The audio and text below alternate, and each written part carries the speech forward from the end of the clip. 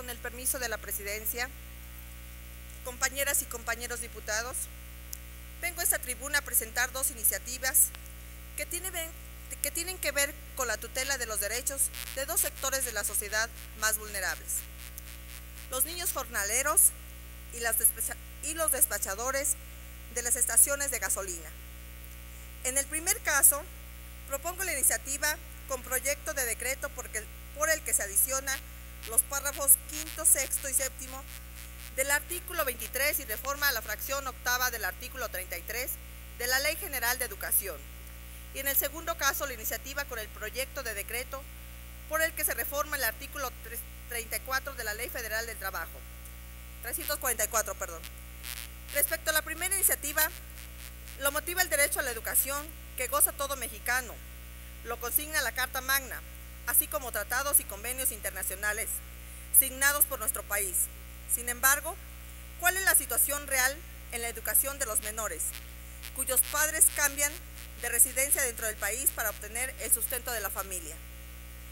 En los últimos años, trabajadores migrantes se desplazaron de una región a otra a escala nacional para incorporar su mano de obra en los campos agrícolas, pesca o la construcción. A esta dinámica migratoria, en la mayoría de los casos, se sumó la familia sin ninguna expectativa y en una elevada proporción se fue generando un conflicto migratorio. Según se observa, en un estado de indefensión y vulnerabilidad, con alta probabilidad de explotación, trata de personas, hostilidad y marginación, y que muestra una tendencia indeseable, la discriminación y una suerte de esclavitud laboral. Se ha señalado el carácter familiar que reviste la contratación de jornaleros para las regiones y actividades agroexportadoras del centro, occidente y norte del país. En esta población, jornaleros abundan los niños que también trabajan, no obstante que la ley del trabajo vigente establece la prohibición para la contratación de niños menores de 14 años con el fin de protegerlos y garantizar su educación. En sentido estricto, la necesidad económica hace que los migrantes internos posterguen la cuestión educativa de sus hijos, quienes corren el riesgo de quedar olvidados entre los pobres, sin calificación y sin educación. Un infortunio evitable, ya que en México el Estado garantiza un sistema nacional de enseñanza gratuita, obligatoria, básica y media. Sobre esta base se deben revisar actitudes de los centros de trabajo que contratan a los trabajadores migrantes internos para evitar abusos al negar la oportunidad de que niños y niñas miembros de esas familias accedan a la escuela.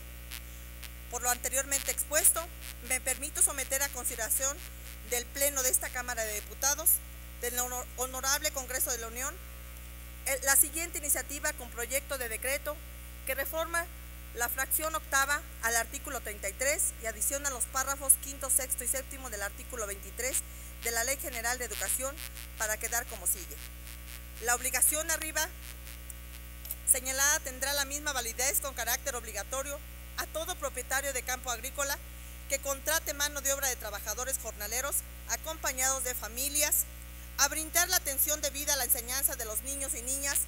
Para dicho cumplimiento, el propietario destinará un espacio como centro educativo temporal para la realización de talleres especiales enfocados a la enseñanza básica de los niños y niñas.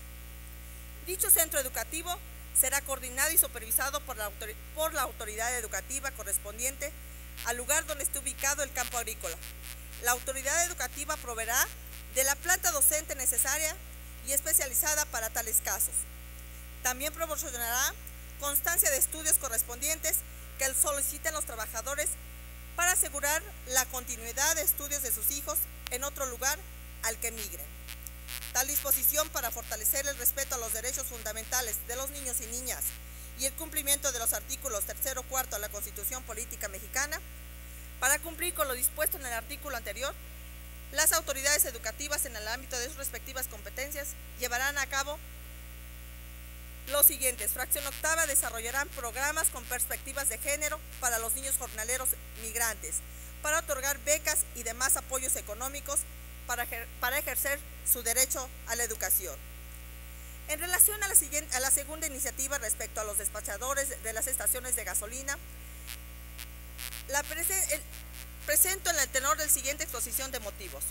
En México, la legislación en la materia laboral señala que toda persona tiene derecho al trabajo digno, al que corresponde salario igual, de las empresas cualquiera que sea su actividad.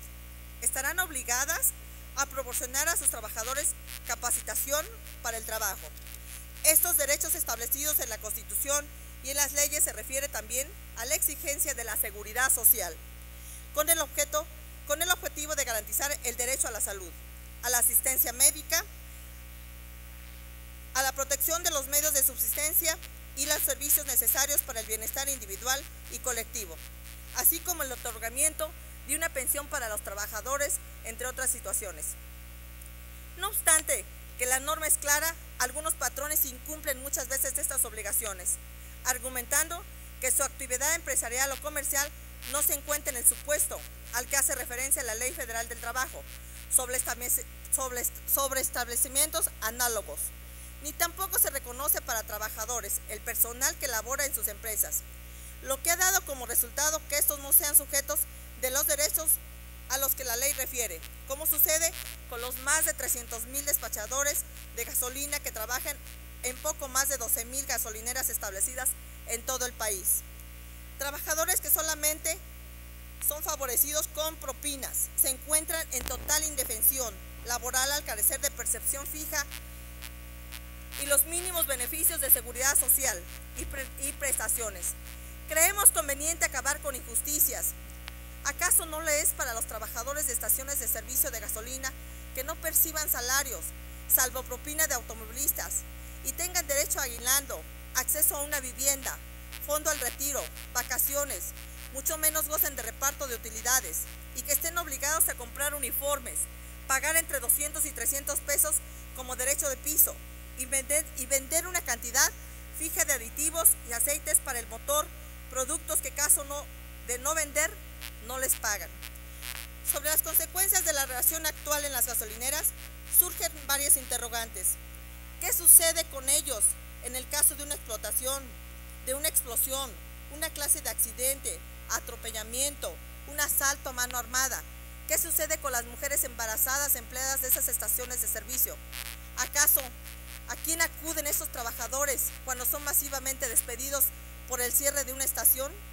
Ante esta realidad de abusos laborales en contra de los despachadores de gasolina, se busca con esta iniciativa se les reconozca como trabajadores en los términos que señala la Ley Federal del Trabajo.